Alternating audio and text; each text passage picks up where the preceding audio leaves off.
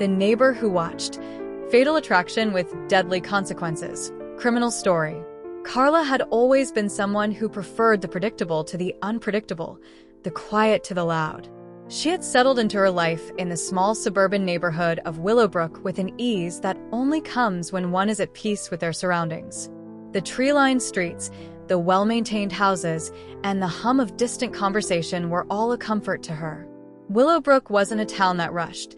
It wasn't a place that demanded anything from you except for your polite greetings when you passed someone on the sidewalk.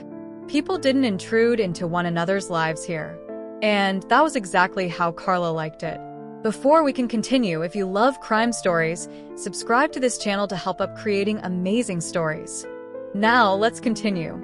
She had moved into the house nearly 5 years ago, after a series of life events had led her to seek a fresh start. A broken relationship had left her feeling emotionally drained, and an exhausting corporate job had robbed her of any semblance of work-life balance. She had found a small, cozy home nestled among similar, modest houses, and immediately knew this was where she could breathe again. The house was perfect for one person, a quaint two-bedroom with a front porch that overlooked a small garden she tended to on weekends. It was simple, but it was hers. And in it, she found the peace she craved. Her routine was a sacred thing, predictable and calming. She woke up at the same time each morning, around 6:30 a.m., when the soft rays of the sun crept through the curtains of her bedroom.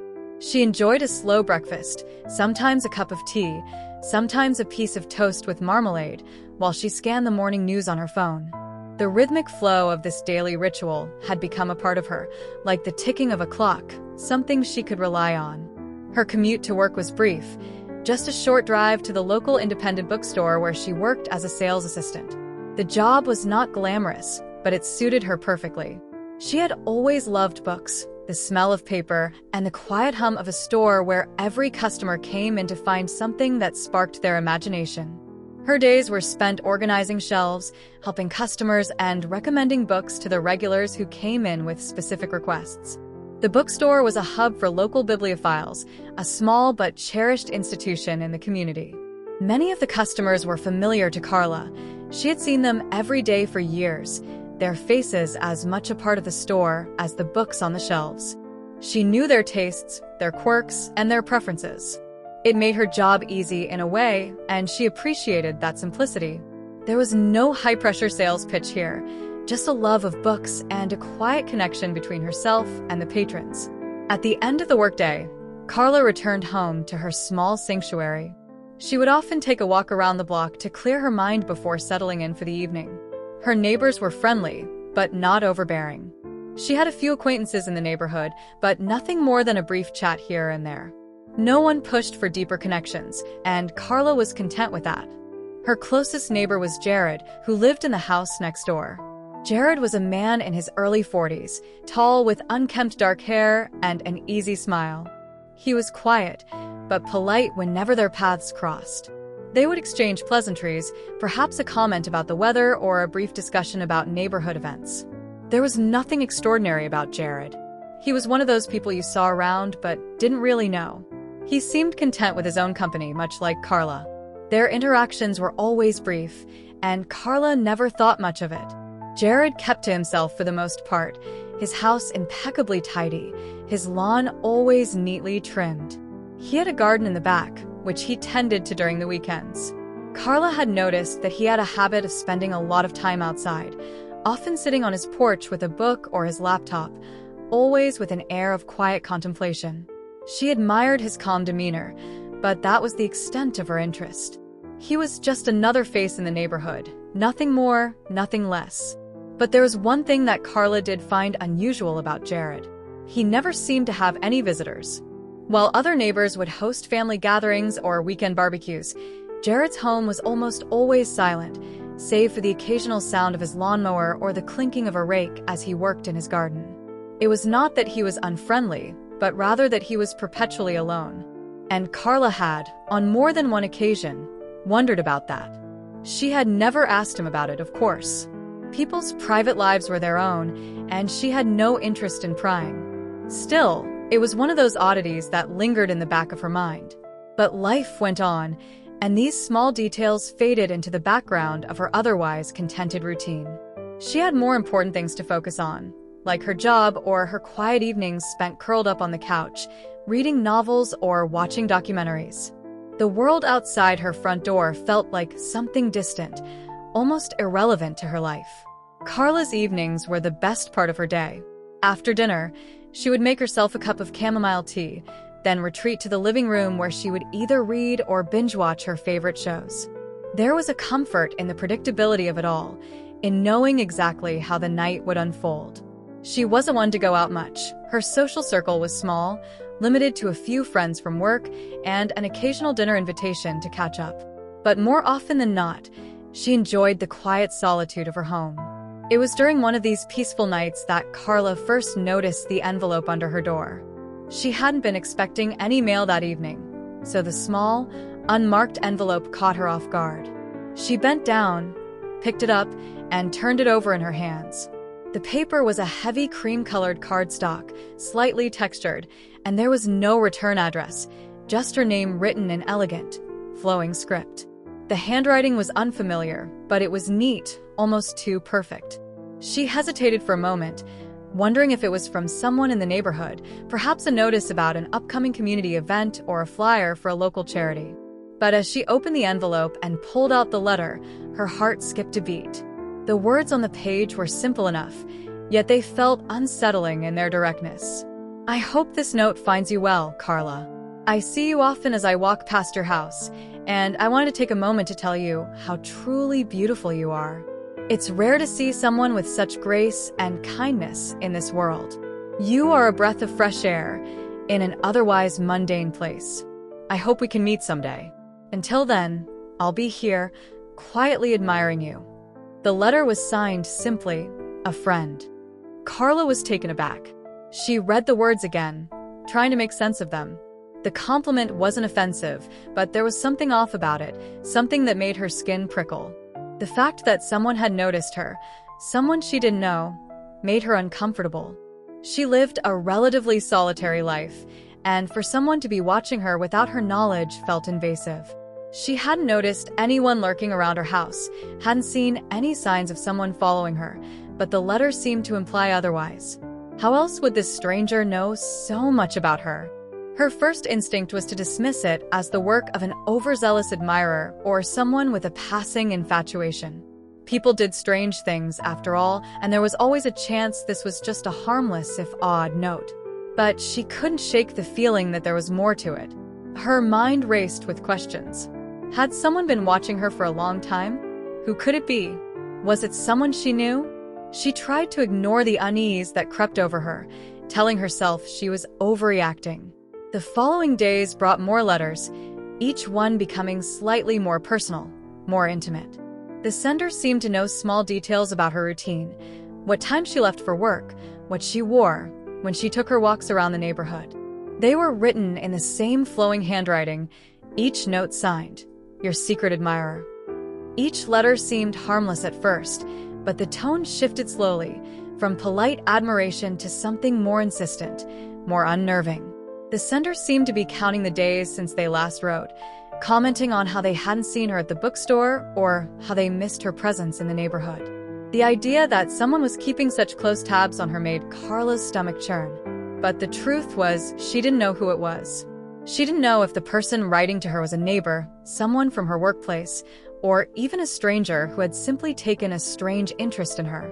Whoever it was, the letters were persistent, and their presence in her life was beginning to feel like an intrusion. The peaceful, predictable routine she had so carefully built for herself was beginning to unravel, and she didn't know how to stop it. The first inkling of dread set in. She could no longer ignore the unsettling truth.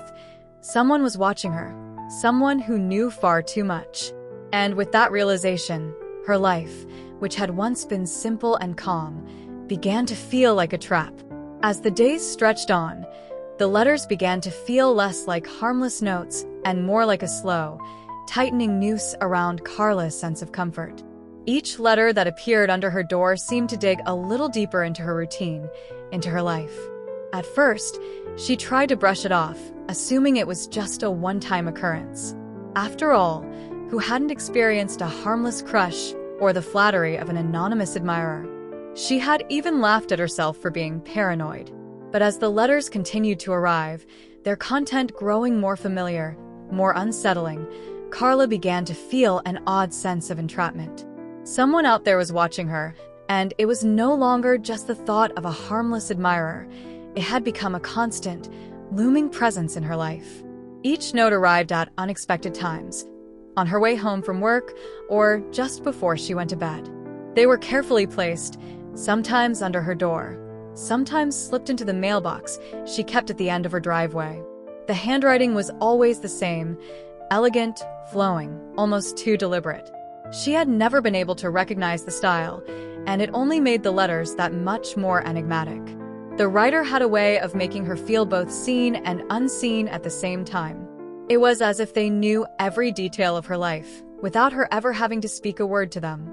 How could they have known that she had stopped at the cafe down the street for her usual cup of black coffee on Tuesday morning?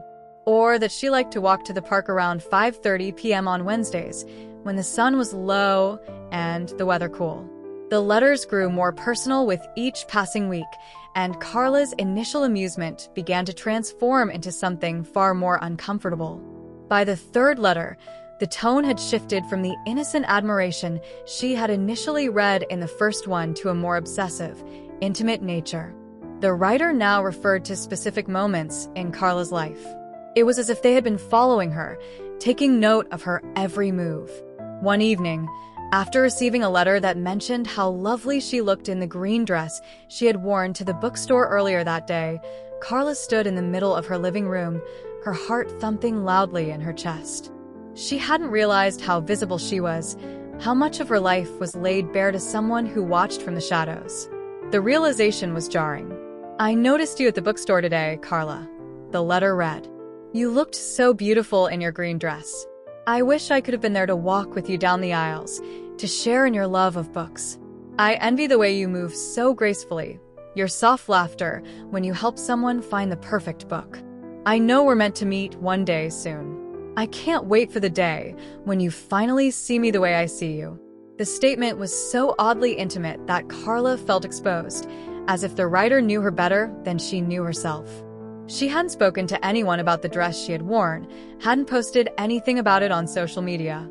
So how did this person know such a small, inconsequential detail? It made her stomach churn. The disquiet grew with each passing note, and yet, each letter still seemed so careful.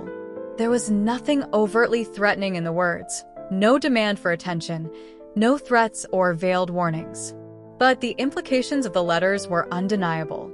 Whoever was writing them had been watching her for a long time, paying attention to things she didn't even think were noticeable.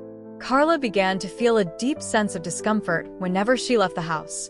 It wasn't just the possibility of encountering the writer, it was the idea that someone was constantly monitoring her, tracking her every movement. She had become hyper-aware of every step she took. The thought that her every action might be scrutinized made her feel like a character in a story she had no control over. It wasn't just the letters anymore, it was the feeling of being watched. It was as though the writer, whoever they were, had stepped into her world without her consent.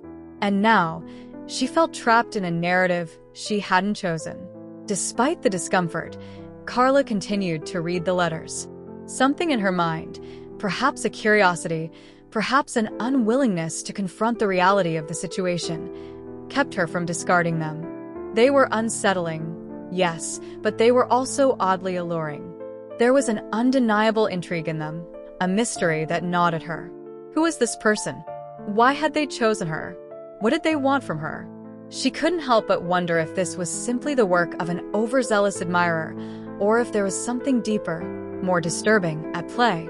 Her routine began to change, subtly at first. She became more cautious in her movements, checking the windows before she opened the curtains in the morning, scanning the street for any unfamiliar cars before she stepped out of her front door.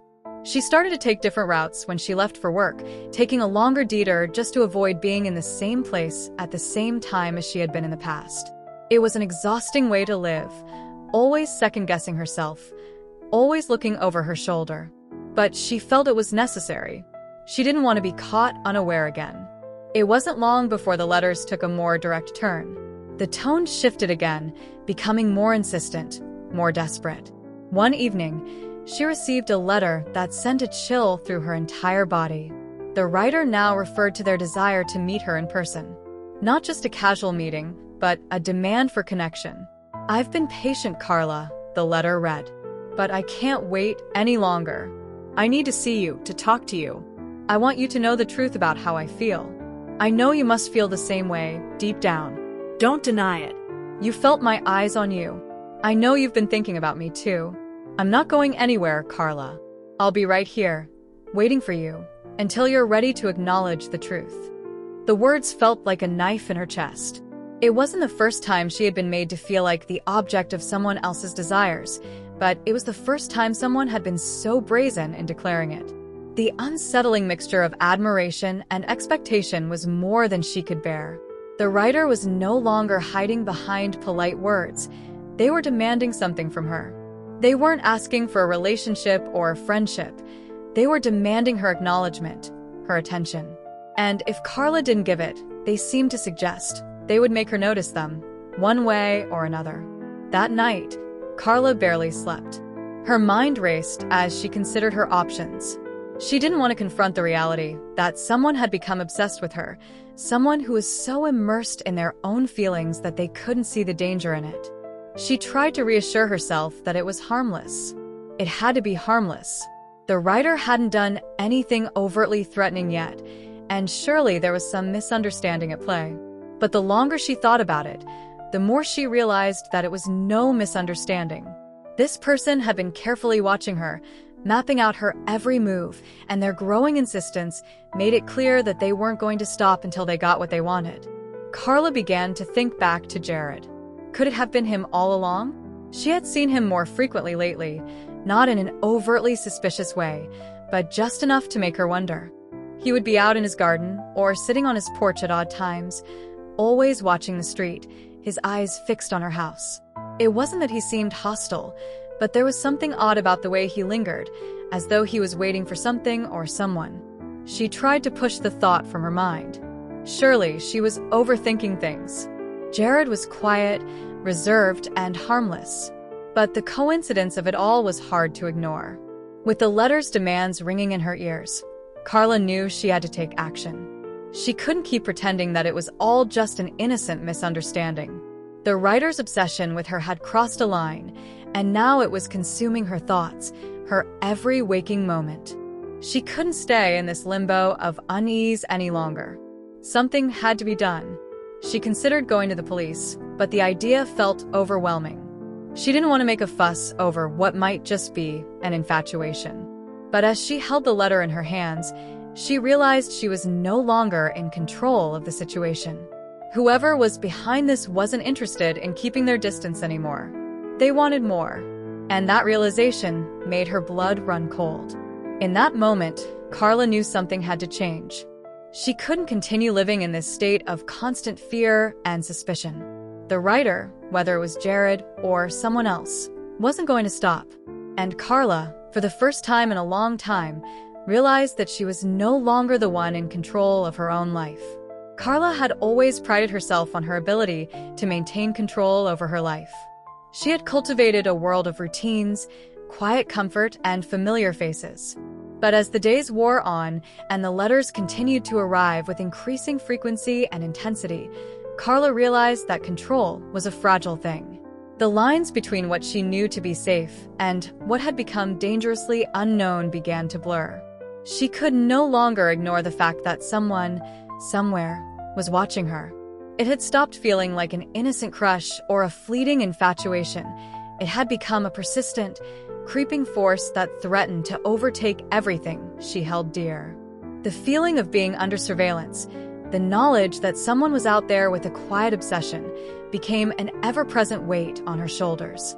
The turning point came one particularly cold evening in early December.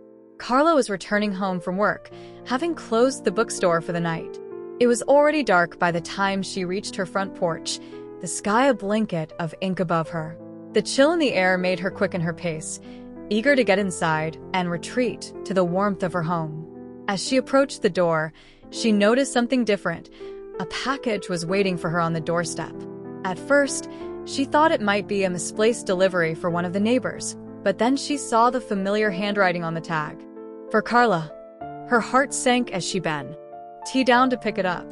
The package was small, wrapped in brown paper and tied with string, like something out of an old-fashioned parcel. There was no return address, no indication of who had left it there. It was just a gift. Or at least it appeared to be. Carla hesitated, staring at it as if it were a bomb waiting to explode. She should have left it there. She should have called the police immediately. But she didn't. Part of her, the part that was still trying to hold on to the life she once knew, told her it was nothing, just a harmless gesture. She picked it up and went inside, her footsteps heavy on the hardwood floor as she carried the package with her. Inside, the warmth of the house did little to ease the chill creeping up her spine. She sat down on the couch, the package in her lap. She studied it, her fingers trembling slightly. There was something unnerving about the object in her hands, something too deliberate in its simplicity. Slowly, she untied the string and peeled back the paper, revealing a small wooden box. It was intricate, hand-carved, and looked as though it had been crafted with great care. It was beautiful in a way that felt almost too intimate. But the real shock came when she opened the box. Inside, nestled in a bed of soft velvet, was a delicate silver bracelet. It was simple but elegant, with a small charm in the shape of a heart. The craftsmanship was exquisite, and it had an undeniable air of familiarity to it, as if she had seen it before, or perhaps dreamed of it. But there was no card, no note attached. Nothing that could explain why this object was now in her possession. She turned the bracelet over, her breath catching in her throat when she saw the engraving on the inside. "Forever yours, a friend." The words seemed to mock her. They weren't just a declaration of affection. They were a claim, a possessive assertion that this person, this friend, had already woven themselves into the fabric of her life. The bracelet was beautiful, yes, but it felt wrong. It felt like a trophy, an object that tied her to someone who wasn't part of her world, but who was insidiously inserting themselves into it. It was a boundary that had been crossed, and Carla felt that line being erased with each passing moment. She thought of calling the police immediately, but what would she say? How could she explain that she had received a bracelet from an anonymous admirer? How could she make anyone understand the fear that had begun to take root in her heart? She wasn't sure how much longer she could deny that something truly dangerous was happening. The following day, she found herself standing outside Jared's house, staring at the neatly manicured lawn that bordered her own. Jared had always been quiet, introverted, but now that she thought about it, he was the only person who had ever made her feel a sense of unease. Could he be the one sending the letters? Was it possible that Jared, the reclusive neighbor with no real social life, was the source of her mounting paranoia? The thought gnawed at her as she walked back into her house. Could it be that simple? Could the man who lived next door, the one she had barely spoken to in 5 years, be the one behind all of this? The letters, the gifts, the unsettling feeling that no matter where she went, someone was always just out of sight, watching her. Were they all signs of a deeper obsession, something darker than she had imagined? Her thoughts began to spiral, but before she could form any conclusions, a sudden knock at the door interrupted her. It was sharp, loud, and abrupt, like the sound of someone trying to break in. Carla froze, her heart racing in her chest. Her first thought was that it was Jared. Had he finally come to confront her about something? Had he somehow sensed that she was on the brink of discovering his secret? She hesitated for a moment before walking cautiously to the door. Looking through the peephole, she saw Jared's face staring back at her. His eyes were wide, unfocused, as if he were on the verge of something, on the edge of reason itself. For a moment, she wondered if she had been wrong about him, if perhaps he was just a lonely man who had somehow misinterpreted their brief, polite exchanges. But the look in his eyes, the frantic energy with which he stood at her door, made her rethink everything. She opened the door a crack, just enough to see him more clearly, but she kept the chain lock in place. "Carla," he said, his voice thick with emotion. "I need to talk to you. Please, just give me a moment." I can't do this anymore. I can't stay quiet any longer." Carla felt a cold rush of dread sweep through her. She didn't know what he wanted or what had prompted this strange outburst, but she could feel the tension in his voice. There was a manic edge to his words, a desperation that was unmistakable. For a moment, Carla thought she might slam the door shut, but something in Jared's eyes stopped her. She could see that he was on the verge of breaking, but the rational part of her, the part that had always been in control, told her to remain calm. She needed to understand what was happening, what was driving him. "What's going on, Jared?" she asked, her voice steady despite the chaos in her mind. "What are you talking about?" He swallowed hard, as though the words were stuck in his throat. "I've been watching you," he said quietly, as though admitting a dark secret. "I know you don't understand, but I have to make you see. I can't stop myself anymore. I've been writing to you, leaving you the letters, the gifts, the bracelet. I needed you to know that I love you. I've loved you for so long, Carla." Carla felt as though the ground had slipped out from beneath her. She recoiled from the door, her breath catching in her throat. The truth hit her like a physical blow. It wasn't just that Jared had been watching her, it was that he had been cultivating this obsession for months, perhaps even years. The letters, the bracelet, the careful observation of her every move, it was all him. The shock of the revelation was overwhelming, and for a brief moment, Carla didn't know what to say, how to process what she was hearing. She had been living in a house of mirrors, with shadows lurking in every corner, and now the truth was staring her in the face. But the truth was far worse than she could have ever imagined. Jared stepped closer to the door, his hands trembling. "I know it must sound crazy, but I need you to understand. We're meant to be together, Carla. I've watched you every day. I know you feel something too. I can see it in your eyes. Please, just let me in, and I'll make you see that we're supposed to be together. You're the only person who's ever truly understood me. You're the only one who could ever understand." The words echoed in Carla's mind, but they made no sense. She could barely comprehend what Jared was saying. How had he reached this point? How had this kind, quiet neighbor, the man who had always seemed so distant and harmless, become someone who was so consumed by an unhealthy obsession that he would stop at nothing to make her see him the way he saw her? For a moment, Carla didn't know how to react. Her instincts told her to close the door, to retreat to safety. But there was something in his eyes, a wild, desperate look, that made her hesitate. This wasn't the man she had once known. This wasn't the neighbor she had shared brief, polite exchanges with. This was someone else entirely, someone who had descended into madness, and she had no idea what he would do next. The realization hit Carla like a thunderclap, the weight of it crashing down on her with a suffocating force. Jared, her quiet, introverted neighbor, had been the one behind the letters, the gifts, the watching. The obsessive affection he had cultivated over the past several months had twisted into something darker, something far more dangerous than she could have ever anticipated. His confession, spoken with a desperate intensity, hung in the air like a heavy fog, leaving her in a state of paralysis. But as the shock slowly ebbed away, a new, more pressing reality began to take root. This was no longer just about letters or unwanted gifts. This was about her safety, her life. Jared had crossed a line that Carla couldn't ignore anymore. His obsession had moved from the realm of harmless infatuation to something much more sinister, something that threatened to unravel everything she had worked so hard to build. The truth was, Carla wasn't prepared for this. She had lived a quiet, relatively solitary life, comfortable in her routines, but never once considering that the safety and security of her own home could be compromised. She had never expected to be the object of someone's obsession.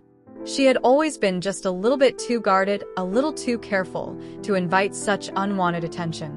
But now that the truth was out in the open, Carla realized that the world she knew was no longer the one she inhabited. The old rules didn't apply anymore. She was no longer in control, and the sense of safety she had taken for granted had been irrevocably shattered. For the first few days after Jared's confession, Carla didn't know what to do. She was paralyzed, a deer caught in the headlights of her own fear.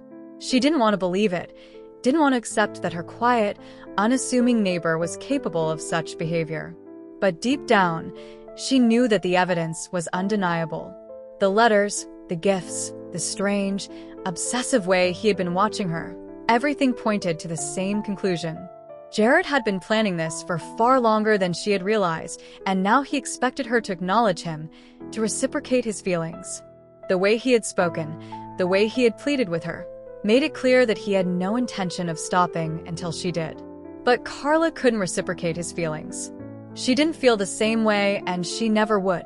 There was a deep, visceral revulsion in her at the thought of Jared's unwanted advances, his suffocating presence. He was no longer just a neighbor, he was a threat. And it was a threat she could no longer ignore. The first thing Carla did was change her routine. She had never been one for spontaneity, but the more she thought about Jared, the more she realized that the patterns she had so carefully built over the years were no longer safe. Jared had been watching her for months, learning her habits, understanding her movements. Her daily walks to the park at 5:30 p.m. had become a ritual, something she hadn't even thought about, something that felt like second nature. But now, it felt like a glaring beacon, a signal that someone who had been lurking in the shadows was always waiting for her to pass by. She started taking different routes home from work, avoiding the streets that passed by Jared's house. She became hyper-aware of her surroundings, scanning the sidewalks for any sign of Jared or anyone else who might be watching. Every time she passed by a neighbor's house, every time she turned a corner, she felt a knot of anxiety in her chest, as though her every move was being scrutinized. It wasn't just paranoia anymore, it was a matter of survival. At night, she installed heavier locks on her doors and windows, something she had never considered before. The sound of each lock clicking into place offered a brief moment of reassurance, a small measure of control in a world that had begun to feel out of her grasp. She kept the lights on in every room, even when she was alone, even when it felt wasteful. It was the only way she could convince herself that anyone could see what was happening, could intervene if she needed help. The phone stayed within reach at all times. She kept it charged and close to her side, a lifeline in a world that had become unpredictable and dangerous. But despite her best efforts, despite the precautions she took, Carla couldn't shake the feeling that she was being watched. She could never let her guard down. The silence of her home was deafening. When she went to bed at night, she would hear every creak of the house, every rustle of the wind outside. The shadows in the corners of the room seemed to stretch and twist into something darker, something threatening. She would lie awake for hours, staring at the ceiling, convinced that Jared was out there, just waiting for the right moment to slip into her life again. Her paranoia reached new heights when she realized that Jared knew things about her, intimate details of her life, that she had never shared with anyone. He knew what she liked to eat, when she preferred to go grocery shopping, what time she got off work. His attention to detail was meticulous. But it wasn't just the fact that he knew things about her. It was the way he talked about her. The way he spoke as if their lives were already intertwined, as if he had some claim on her. When Carla had confronted him in person, she had tried to maintain a semblance of calm, but the words he had spoken were seared into her mind. "We're meant to be together. I've watched you for so long. I know you feel the same way." The assumption, the arrogance, the certainty with which he spoke had unsettled her more than anything else. He wasn't asking for permission. He was demanding that she see him the way he saw her, that she acknowledge him as her equal. But Carla wasn't ready to give him that. She couldn't. He wasn't someone she could reason with. He was no longer a neighbor, he was a stranger. A man consumed by his own delusions, and she was just a pawn in his fantasy. As the days went by, Carla began to understand that her new reality would never allow her to return to her old life. She could never again walk the streets with the same carefree attitude, never again trust the safety of her own home. There would always be the constant shadow of Jared, the constant threat of someone who could invade her space, invade her thoughts, with no warning. But Carla was nothing if not resilient. She wasn't going to let herself become a prisoner to fear. She couldn't afford to. Her life, her freedom, was all she had left, and she was determined to fight for it. The next step was clear. Carla needed to take control. She couldn't allow Jared to continue to dictate the terms of her life. She needed to reclaim her sense of agency, to reassert her own autonomy. And that meant taking the first step toward confronting him, not just in person but legally. She couldn't continue to live in this half-light, caught between the fear of what he might do and the constant tension of being watched. She scheduled an appointment with a lawyer, though it felt like an enormous step. The process was intimidating, and the idea of involving the authorities, of making it all so official, was terrifying. But what was the alternative? To continue to hide? To live in fear forever? She knew that if she didn't take action now, she would lose herself to this terror. The lawyer explained the process of filing a restraining order, and Carla was shocked by how simple it seemed, how straightforward. She thought about the letters, the gifts, the incessant way Jared had inserted himself into her life, and she realized that this was her only option. She couldn't wait for him to make the first move. She had to act first. She had to be the one to assert control over her life, her space. When Carla went to the courthouse to file for the restraining order, she felt a mixture of fear and empowerment. Walking through those heavy, stone doors felt like stepping into a new phase of her life, one that she didn't know if she was prepared for, but one that she knew was necessary. The moment the restraining order was granted, it was like a weight was lifted off her shoulders. It wasn't over, not by a long shot, but it was the beginning of taking back control. Jared was served papers, and though she had no idea how he would react, Carla could feel a sense of quiet triumph. He would have to face the consequences of his actions. She couldn't protect herself from him forever, but now, at least, there were boundaries. And as the days passed, Carla began to adapt to this new reality. She learned to live with the fear, to live in the presence of a danger that couldn't be ignored but could be managed. She wasn't alone in this fight anymore. She had taken the first step toward protecting herself, and that was more than she had ever done before. She wasn't helpless. She wasn't a victim. She was a survivor, and she would never let herself forget that. In the weeks following the restraining order, Carla found herself in a precarious limbo, a space between relief and anxiety. The immediate terror of Jared's presence, of his obsession, had lessened in intensity, but it hadn't fully dissipated. The legal boundaries, the cease and desist orders, the new locks on her doors, these measures were necessary, but they didn't solve everything. The mental and emotional toll of what had happened still haunted her, a quiet, gnawing fear that never quite went away. Her mind had been unsettled, constantly searching for new threats, new risks. Carla was living in a state of heightened alertness, constantly scanning the edges of her life, half expecting Jared to appear in every shadow. And yet, there was a part of her that couldn't deny the strange sense of relief that came with the idea that Jared was being forced to confront the consequences of his actions. It had been months since their confrontation, months since he had confessed his twisted love for her, and in that time, Carla had felt both empowered and imprisoned by the decision she had made to stand up to him. For the first time in what felt like forever, she had done something proactive, something that made a concrete difference. She had sought protection, and the authorities had listened. They had taken her seriously. But as time wore on, Carla's sense of victory began to sour. It was an illusion, she realized. She had gotten what she wanted, or at least what she thought she wanted. She had removed Jared from her life in a legal sense. The restraining order gave her a sense of security, but the deeper issues of trust, of fear, of control, had not been resolved. She had done what society expected of her. She had followed the protocol. She had taken the proper steps to protect herself.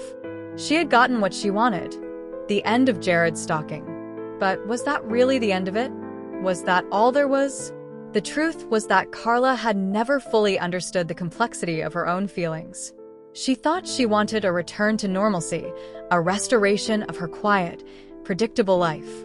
She wanted peace, safety, and the freedom to live without the shadow of fear constantly looming over her.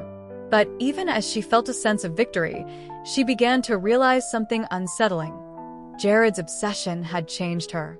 She wasn't the same person she had been before. The quiet, solitary woman who had once found comfort in her routines now felt strangely adrift, unmoored from the life she had once known. Her thoughts returned to Jared, as they often did in the quietest moments of the day. She couldn't help it. No matter how many times she tried to push him from her mind, he lingered there, like a shadow that refused to vanish in the sunlight. His face, his desperate words, the way his eyes had shone with that manic intensity when he had confessed his love for her, these images were indelibly imprinted in her memory. Even now, months later, she could feel the weight of his gaze upon her, a phantom presence that haunted her every step. She had gotten what she wanted, but in many ways, it felt hollow. She had won a battle, but not the war. What had she really gained? The restraining order, the police involvement, the measures she had taken to protect herself, they were all necessary, but they had not solved the deeper issue. Carla was still AFR. Aid, still burdened by the knowledge that Jared's obsession had not ended, that it had only been temporarily suppressed. She had taken control of her physical space, but what about her mental and emotional space? How could she reclaim her sense of peace when the very act of trying to protect herself had shattered it? As the weeks turned into months, Carla began to find herself drawn back into the strange, addictive pull of the situation. It wasn't that she missed Jared or his attention, far from it. But there was something about the attention he had given her, something about the way he had seemingly placed her at the center of his world, that had left a mark. His obsession had created a sort of illusion of importance, a feeling that she mattered in a way that she had never truly felt before. She had never craved attention from others. She had always been content with her own solitude. But the focus that Jared had placed on her had been overwhelming in its intensity. It had been suffocating, yes, but it had also been all-consuming, and in that consumption, she had become something more than just another person in a crowd. It was a paradox, really. Carla didn't want to acknowledge that his obsession had made her feel special, important, even desired. She didn't want to admit that in some twisted way, she had derived a sense of power from the way Jared had clung to her. The very idea was repulsive, but she couldn't shake the feeling. It was like a drug, this sense of being wanted, even if that wanting had been dangerous and unhealthy. She had become aware of how it felt to be at the center of someone else's world, to be the object of someone's obsessive affection. And while she knew she could never return to that place, there was a part of her that couldn't help but wonder what it would feel like to be wanted again, to have someone look at her with that same kind of intensity. The feeling was fleeting, but it was enough to disturb her. It made her question her own desires, her own needs. Was she craving something more than just safety? Was there something in her that needed to feel validated, even in the darkest of ways? Carla's mind began to drift back to Jared. The days when he had been constantly on her mind, when she had felt watched, observed, and studied. It had been terrifying, yes, but it had also been all-encompassing. She had been the subject of someone else's gaze in a way that made her feel seen, even if she didn't want to be. It had been intoxicating in its own way, like being trapped in the center of a storm, where everything else faded into the background. And now, here she was, months after the restraining order had been filed, still feeling the effects of Jared's obsession in her bones. The reality of the situation was clear to her now. She had gotten what she wanted, but at what cost? The emotional scars were deeper than she had allowed herself to acknowledge, and they couldn't be erased with a piece of paper or a court order. No matter how many steps she took to protect herself, to distance herself from Jared, there was an inescapable truth that she had to face. She would never be the same. Her need for control, for safety, for peace, had blinded her to something more complex, something more subtle. She had wanted to rid herself of Jared's obsessive behavior, to push him out of her life completely. And she had succeeded. He was gone, his presence officially removed from her daily life. But in doing so, she had also removed herself from the visceral experience of being seen, of being wanted, even in the most toxic, unhealthy way. The relief she had felt at first, when Jared had been legally forced out of her life, had slowly begun to shift into something more ambiguous. She had won, but in many ways, she had lost something too. What had started as a simple desire for safety and peace had evolved into a more complicated and unsettling internal battle. The relief that she had expected to feel when the restraining order was issued, the peace that she thought would follow, hadn't materialized the way she had imagined. She had gotten what she wanted: the end of Jared's obsession, the protection of the law. But what about the emotional cost? What about the quiet, lingering sense of hollowness that now filled her days? She had succeeded in protecting her physical space, but the emotional and psychological scars of the ordeal still haunted her. What had Jared's obsession truly taken from her? The answer wasn't simple. It wasn't just about the fear he had instilled in her, or the violations she had experienced. It was about the deeper shifts that had taken place inside her, shifts that couldn't be undone by a legal order, no matter how effective it had been in protecting her. Carla had gotten what she wanted, but she was slowly beginning to realize that what she truly needed was something more than mere safety. She needed healing. She needed to reclaim her sense of self, to rediscover her own power without being defined by the shadow of someone else's obsession. As the weeks went on, Carla began to face the uncomfortable truth that her journey wasn't over. The restraining order had given her a brief sense of victory, but the deeper battle, to heal, to regain her sense of peace and control, to emerge from the trauma of her experiences, was just beginning. The weight of Carla's decisions, the quiet aftermath of the restraining order, and the fragile peace she had created for herself all seemed to be encased in a fragile bubble. On the surface, everything looked calm. The court's ruling had been in her favor. Jared had been forced to stay away, and the legal protections she had sought were now in place. But under the surface, a deep unease stirred, one that Carla couldn't ignore, no matter how hard she tried. She had thought that once Jared was removed from her life, once the law intervened, she would feel relief, like stepping out of a storm and into the warm light of day. But as the weeks turned into months, Carla's thoughts grew more complicated. The fear she had lived with for so long was slowly fading, but in its place was something that gnawed at her even more profoundly. The sharp edge of her fear had dulled, but its absence had left a void, a space she couldn't fill with anything but doubt. What had she truly gained from the situation? What had she really won? The restraining order had been an important step in protecting herself physically, but it was never the ultimate solution. The trauma, the emotional scars, had begun to reveal themselves in ways Carla had not anticipated. Her life, which had once seemed so predictable, so structured, was now fractured, fragmented into pieces she didn't know how to put back together. And the more she reflected on it, the more Carla realized that she had paid a price much steeper than she had imagined. At first, it had been small things. Simple moments of unease that Carla couldn't quite explain. She found herself locking the doors even when she was just stepping outside to water her plants. When she passed by a man on the street who had the same build as Jared, her heart would race, her body would tense up. She had become hyper-aware of every person around her, a paranoia taking root deep inside her, like a weed that wouldn't die. It was subtle, almost imperceptible at first, but it was there, lurking beneath the surface. One afternoon, while walking to the grocery store, Carla noticed a man standing across the street, staring directly at her. His eyes were cold, calculating, and his gaze lingered on her longer than what was considered socially acceptable. Carla's heart skipped a beat. It wasn't Jared, but for a brief moment, her body reacted as if it were. She stopped in her tracks, feeling that old, familiar rush of fear surge through her veins. The man's presence was unnerving, and despite his being nothing more than a stranger, Carla's mind screamed with the irrational certainty that this was it. This was the moment she had feared. The man wasn't Jared, but the feeling of being watched, of being vulnerable, of not being in control, was the same.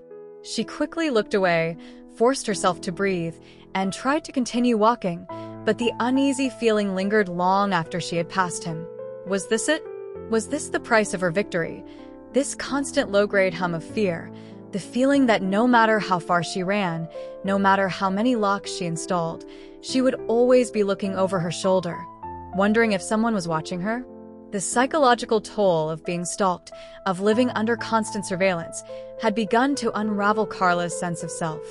The boundaries she had worked so hard to erect in her life, boundaries between herself and the world, herself and the people around her, had become porous.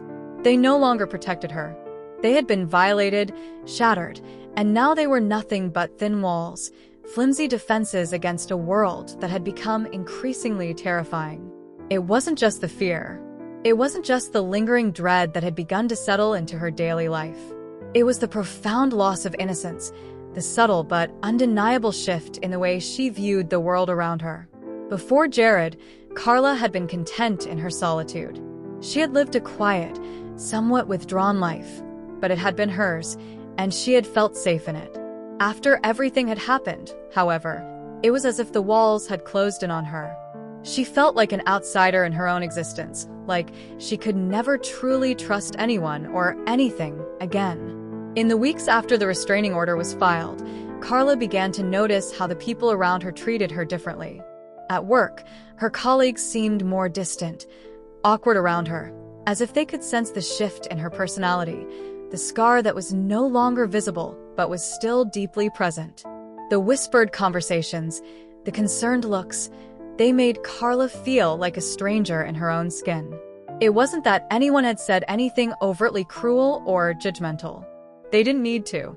It was in the way they looked at her, the way their eyes flickered away when she met them. Her friends, too, had begun to pull away.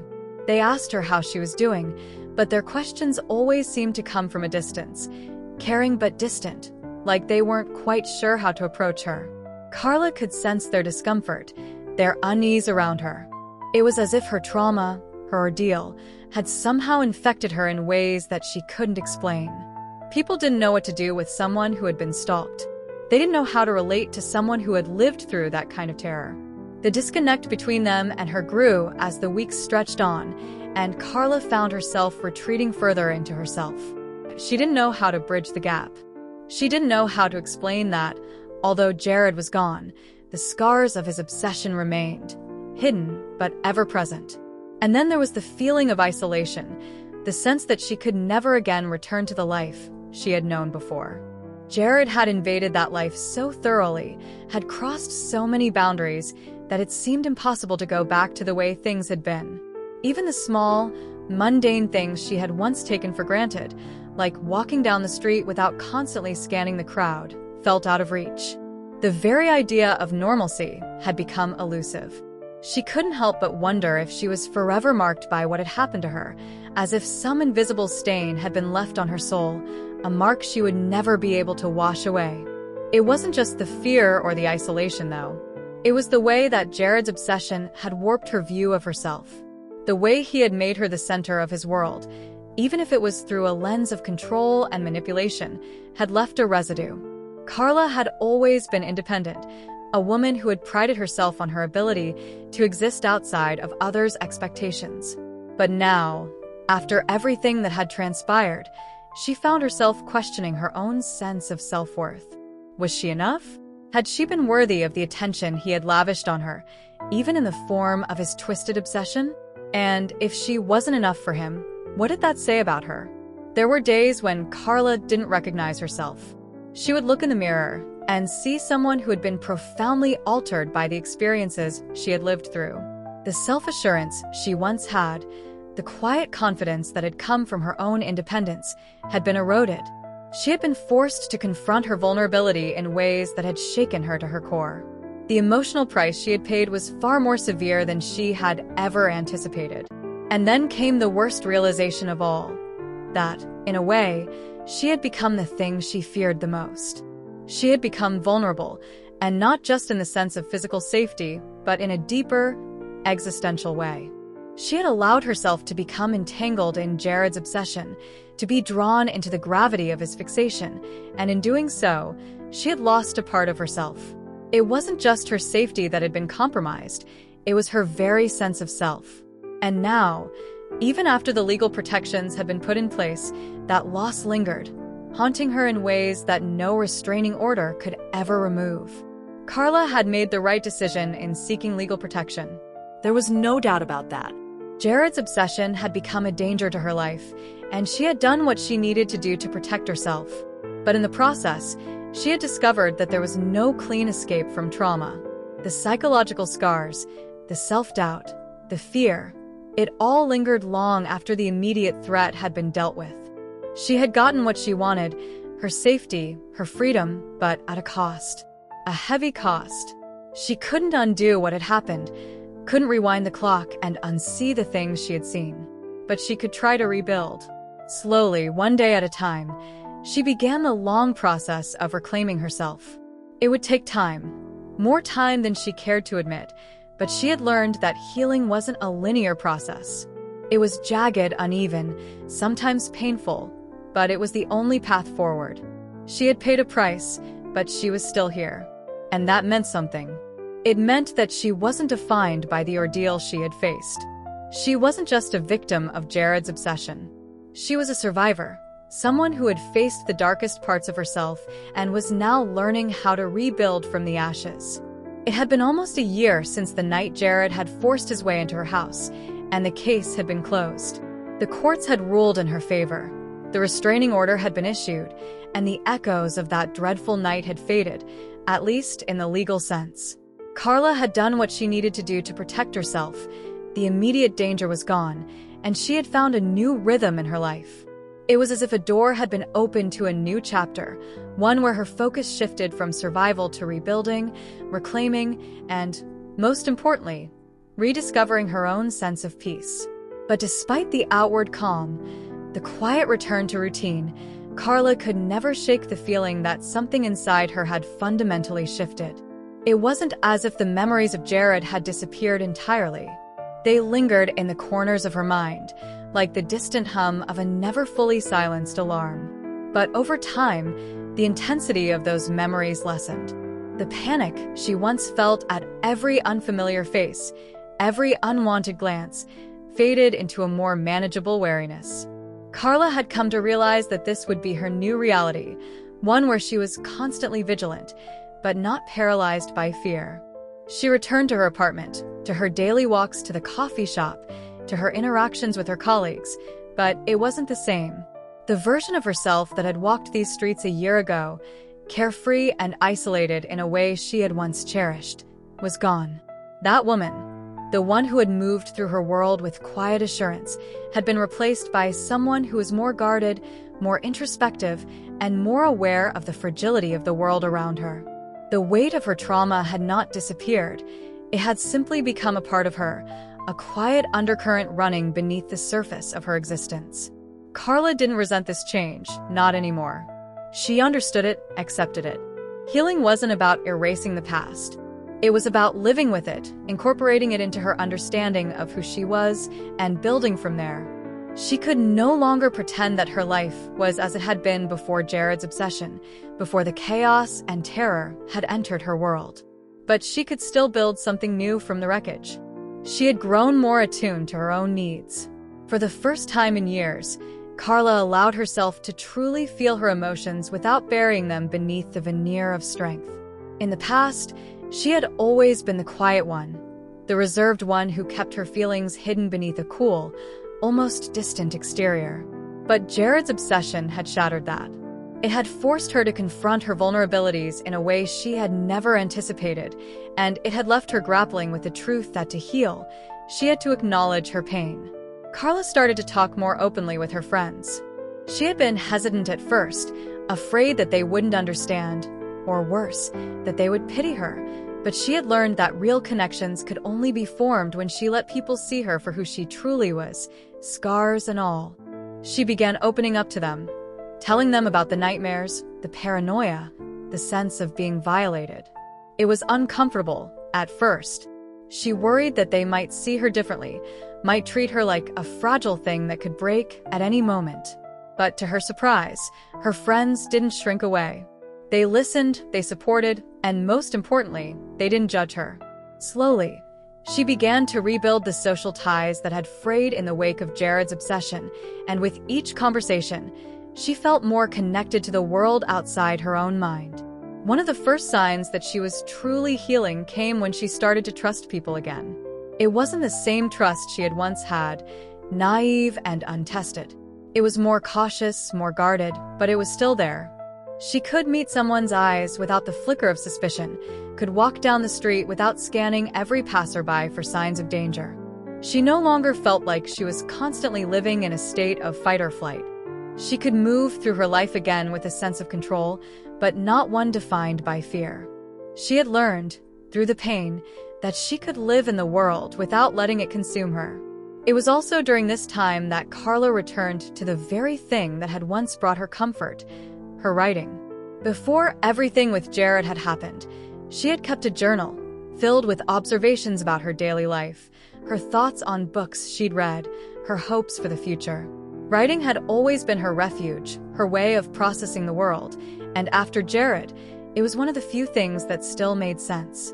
At first, she wrote about the trauma. It poured out of her like a torrent. The anger, the fear, the shame, the confusion, everything she had kept inside for so long. But as the months passed, her writing began to change. It wasn't about him anymore. It wasn't about Jared's obsessive fixation on her. It became more about her, about Carla, the woman who had survived, the woman who was slowly, piece by piece, putting her life back together. Her journal became a map of her healing, a record of the dark days, yes, but also of the moments of light that began to pierce through the fog. The first time, she went an entire day without checking her phone for messages from her lawyer or thinking about Jared's whereabouts. The first time she had a peaceful night's sleep without nightmares. The first time she laughed with her friends without the underlying tension of fear. These moments, though small, were the markers of her recovery, and they were worth acknowledging. They reminded her that healing was not a destination but a journey, one that would take time and patience, but one she was more than capable of completing. Eventually, the idea of moving on became less terrifying. Carla had always prided herself on her independence, but the trauma of Jared's obsession had made her question what it meant to be truly free. She realized that moving on didn't mean erasing the past. It didn't mean pretending it had never happened. It meant acknowledging what she had lived through, embracing the lessons it had taught her, and then choosing to step forward, no longer defined by the past, but empowered by it. She began to take small steps toward reclaiming parts of her life that had once been lost. It started with re-establishing her hobbies, the things she had once done simply for the joy of it. Carla had always been a lover of art, and while she had stopped painting during the worst of the ordeal with Jared, she found herself picking up her brushes again. The familiar feel of the paint on the canvas was a balm for her soul, an outlet for her emotions that allowed her to express things words couldn't capture. Slowly, the colors began to take shape again, abstract expressions of her feelings, sometimes chaotic and dark, sometimes serene and hopeful. Carla also began dating again, tentatively, slowly, but with an openness she hadn't expected. She had spent so much of her life isolated, convinced that she didn't need anyone, that Jared's obsession had opened up a new realization for her. She wanted connection. She wanted to feel seen again, but this time on her own terms. She was no longer looking for the dangerous kind of attention Jared had given her, the obsessive, controlling, suffocating kind, but rather, she sought relationships that were grounded in mutual respect, understanding, and freedom. She found that she could love again, but this time it wasn't about validation or need. It was about sharing her life with someone who truly saw her for who she was and who respected her boundaries. One of the most significant changes in Carla's life came when she made the decision to leave her apartment. The place that had once felt like her sanctuary, the space where she had lived in peace, had become a constant reminder of the fear and control that had once held her captive. It had become a place where the walls felt too small, too enclosing. So, with a sense of both sadness and relief, Carla sold the apartment. It was a symbolic step, a way of leaving the past behind, but it also allowed her to create a new space for herself, one that was free of memories of Jared's obsession. In the end, Carla returned to a familiar situation, the same streets, the same parks, the same coffee shops. But nothing was the same. She was no longer the woman who had lived in fear, the woman whose every movement had been controlled by the shadow of Jared's obsession. She was a woman who had reclaimed her life, her sense of self, and her place in the world. She had paid a heavy price, but in doing so, she had gained something far more valuable: the knowledge that she was strong, that she could survive even the darkest of experiences, and that she could find peace again, on her own terms. Carla wasn't the same person who had walked these streets a year ago. She had been changed, transformed by the trauma she had endured and by the healing she had fought for. She had learned that healing wasn't linear. It wasn't about erasing the past, but learning to live with it, to accept it, and to move forward despite it. And now, as she walked through the streets she once knew, Carla no longer felt like a victim. She was a survivor, someone who had come face to face with darkness and emerged stronger, wiser, and more whole. The journey wasn't over, and there would still be hard days ahead. But she knew now that she was capable of facing whatever came next. Because, in the end, the true victory was not in escaping the past, but in learning how to live with it, and in doing so, reclaiming her future. Disclaimer: this channel does not support or tolerate any form of discrimination, racism, prejudice, or violation of human rights. The stories presented here are original and created by the author with the aim of promoting reflection, awareness, and dialogue. All content is developed with respect for diversity and the dignity of all people.